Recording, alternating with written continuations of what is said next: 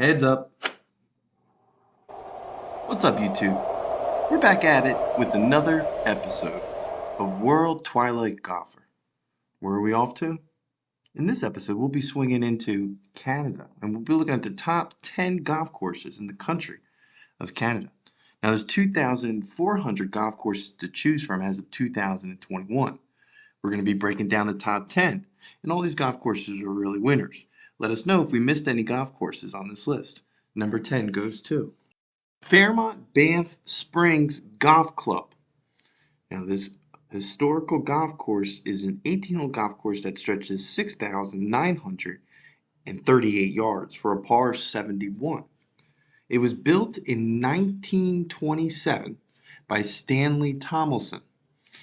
Now, this course is only open from May to October. Truth be told, this golf course should have been a little bit higher on our list. With all its historical background, it was definitely a great golf course to start us off for the top 10 in Canada. In 2020, Golf Digest named this the top golf course of Canada, so there is no reason why this shouldn't have been a little bit higher. That's going to move us into our number 9 spot, the Devil's Paintbrush. You heard that correct. The Devil's Paintbrush Golf Course was built in 1992. It's an 18-hole private golf course outside Toronto. Now, the course stretches 6,780 yards for a slope of 131, a par of 72, and as you'll see from some of this footage, it is a link-style golf course. The golf season starts from May to October to the end of October.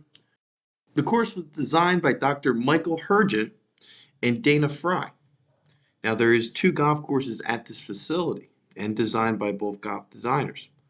The other course that didn't make our list, but it's going to be mentioned here, was built in 1990. Now, that's the Devil's Pulpit course. It's par 71 that stretches a little bit further, 7,172 yards. Its slope is a 136, and it was built in 1990, so it was the first golf course built at this facility. It was an overall ranking of 74.4. Now, that will bring us into our top 8 golf courses. Now, the next one is located in Toronto. Now, that golf course is the Toronto Golf Club. It's going to make 8 on our list. It stretches 6,836 yards for a slope of 141 and a ranking of 73.7. Now, it is an older course. It was built in 1912. The architect of the golf course was H.S. Colt, and the private club had updates in 2010 by Martin Halltree and Ian Andrew. So between the updates and the location, it's going to make 8 on our list. Moving into number 7, that's Hampton Golf and Country Club. A lot of information about this golf course. We're going to be looking at the west and south 9-hole golf courses that combine to make 18 holes. It's a private links golf course that is a par 70 and is 6,928 yards with a slope of 136 and a ranking of 74.1. The course was built in 1915. It was designed again by Harry Colt, H.S. Colt, and had updates twice, once in 2000 by Tom Clark, and again in 2014. There appears to be a total of 42 holes of golf at Hampton Golf and Country Club. Now, we just mentioned those 2 9-hole golf courses, but there was more. The first Canadian Open took place at this golf course in 1919. It hosted since then 6 Canadian Opens, the last one being in 2019, where Roy McIlroy. The course has also hosted the Canadian Amateur, Canadian Open, Canadian PGA, and the Canadian Women's Amateur Championship events. And that's going to do it for this golf course. It's going to move us into our top 6 now. And there sure is a lot more golf courses to take a look. And if you're liking the video so far, make sure you subscribe below. Keep a lookout for more videos to come because we're going to hit every country around the world And we'll be ranking those top golf courses in the country, just like we're doing in this video.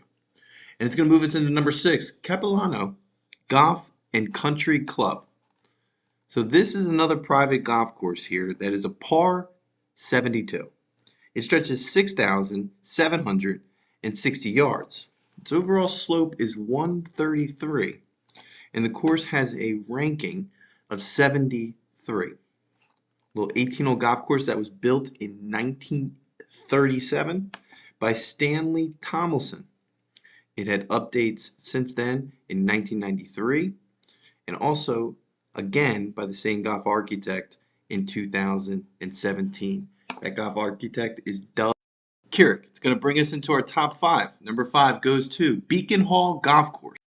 Beacon Hall Golf Club is a private 18-hole golf course that stretches 7,037 yards.